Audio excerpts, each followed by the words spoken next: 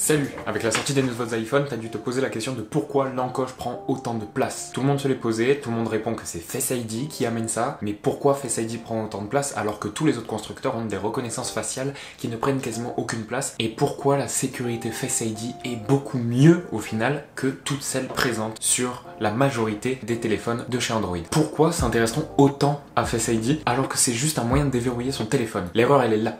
Face ID n'est pas juste un moyen de déverrouiller son téléphone. Face ID est une option de sécurité très importante et très puissante pour tout genre de tâches. Donc déverrouiller le téléphone est la tâche la plus simple et la plus commune pour tout le monde. Face ID, en plus de déverrouiller votre téléphone, vérifie que c'est bien vous qui téléchargez des applications sur l'App Store. À chaque fois que vous allez appuyer sur l'option télécharger, vous allez devoir cliquer 2 fois sur le bouton de veille pour effectuer un test Face ID, voir si vous avez l'autorisation de télécharger sur l'appareil. La deuxième utilisation de Face ID qui est très pratique au quotidien depuis que je l'utilise, franchement, j'utilise que ça. Apple Pay. Quand vous voulez payer quelque chose en sans contact, parce que c'est moins de 50 €, vous pouvez le payer en sans contact. Il vous suffit de cliquer 2 fois comme tout à l'heure sur le bouton de déverrouillage, de montrer votre visage. Donc moi j'enlève le masque à chaque fois juste pour ça, mais en vrai normalement t'as pas besoin, c'est beaucoup plus rapide et c'est bon. Vous pouvez payer en sans contact grâce au NFC du téléphone. Si vous savez pas ce que c'est le NFC, c'est pas grave, peut-être que je ferai une vidéo là-dessus, donc abonnez-vous à la chaîne pour ne pas rater cette potentielle vidéo. Je suis trop bon.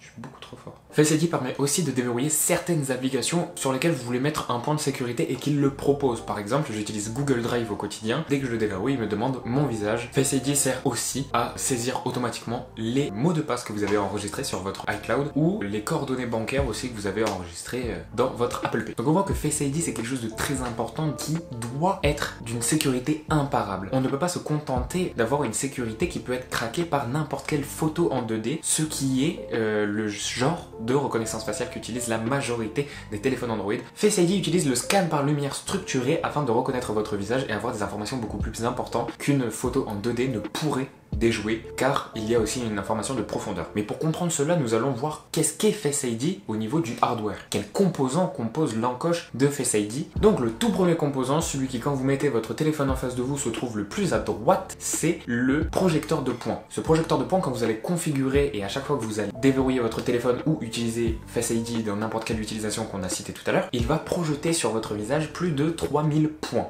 Mais ces points, il peut les projeter surtout dans le noir que grâce à un autre composant qui se trouve juste à côté de lui qui est un illuminateur infrarouge. Donc en gros c'est un projecteur qui va illuminer votre visage mais avec de la lumière que notre œil n'est pas capable de voir. C'est pour ça que je vous parle de lumière mais qu'au final on ne voit jamais rien à ce qui se passe, parce que l'infrarouge se trouve en dehors du spectre visible par notre œil. Mais la lumière est bien réelle, et si on filme à la caméra infrarouge, on pourrait voir la lumière qui éclaire notre visage, cette lumière infrarouge. Le point le plus à gauche est donc une caméra infrarouge qui va pouvoir voir directement la lumière que vous ne voyez pas sur votre propre visage, et grâce au scan que vous faites quand vous enregistrez Face ID ou vous tournez la tête, ces points bougent les uns par rapport aux autres, et c'est ça que va capter ce capteur-là. Il va pouvoir voir comment la parallaxe se fait. Qu'est-ce que c'est la parallaxe? Quand vous regardez au loin à travers la fenêtre de votre voiture et qu'il y a la barre de l'autoroute et un arbre un peu plus loin, quand vous allez passer, la barrière de l'autoroute va bouger beaucoup plus vite que l'arbre. C'est ce qui s'appelle l'effet de parallaxe. Et grâce à ça, on peut calculer la distance qu'il y a entre chaque objet. C'est comme ça que nos yeux, par exemple, comme ils sont un peu écartés, c'est comme ça qu'on peut se rendre compte de la profondeur. Et c'est exactement comme ça que Face ID va pouvoir avoir des informations au niveau de la 3D, où on va pouvoir avoir des informations de profondeur, de relief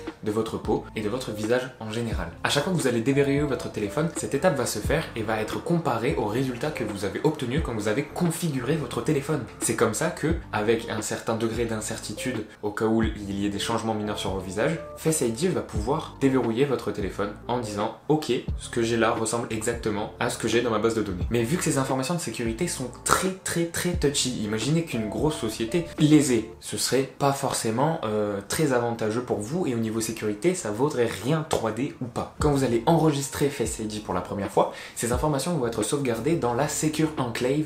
C'est une petite zone du processeur de votre téléphone où va être stockées ces informations de sécurité. À l'intérieur de cette Secure Enclave, toutes ces données sont chiffrées, donc totalement sécurisées. N'ayez pas peur. N'ayez pas peur! Et vous pouvez vous dire que Face ID est du coup précis, et peut-être même trop précis. Imaginons qu'il y ait des changements sur votre visage, que vous ayez des lunettes ou une barbe qui pousse, ou des changements un peu plus minimes. Est-ce que Face ID marche aussi? Vous avez la réponse, ça fait 3 ans que Face ID est là, oui ça marche, mais comment? Face ID en fait se met à jour très régulièrement et beaucoup plus régulièrement que vous le pensez. Dès qu'un changement se fait sur votre visage, s'il est assez minime pour passer la sécurité, votre visage va du coup être mis à jour dans la Secure Enclave et il ne se posera même plus aucune question. Si par exemple c'est juste une histoire de bouton, il n'aura même plus aucun doute sur le fait que c'est vous la prochaine fois que vous déverrouillerez avec un bouton. Mais si le changement est beaucoup plus grand, une cicatrice qui est assez grande pour pas qu'ils vous reconnaissent, ou juste la barbe qui a énormément poussé depuis la dernière déverrouillage, ou tout simplement des lunettes, à ce moment-là, il va vous demander votre code. Mais il va pas vous demander votre code à chaque fois. Il va vous le demander une fois, et s'il en conclut que c'est bien vous parce que vous avez réussi à déverrouiller le téléphone, il ne vous le demandera plus et les informations auraient été mises à jour. Mais si Face ID est aussi imbattable et aussi sécurisé, pourquoi utilise-t-on alors toujours un code, sachant que la majorité des codes que les gens utilisent sont 1, 2, 3, 4 ou 0, 0, 0 ou même leur date d'anniversaire?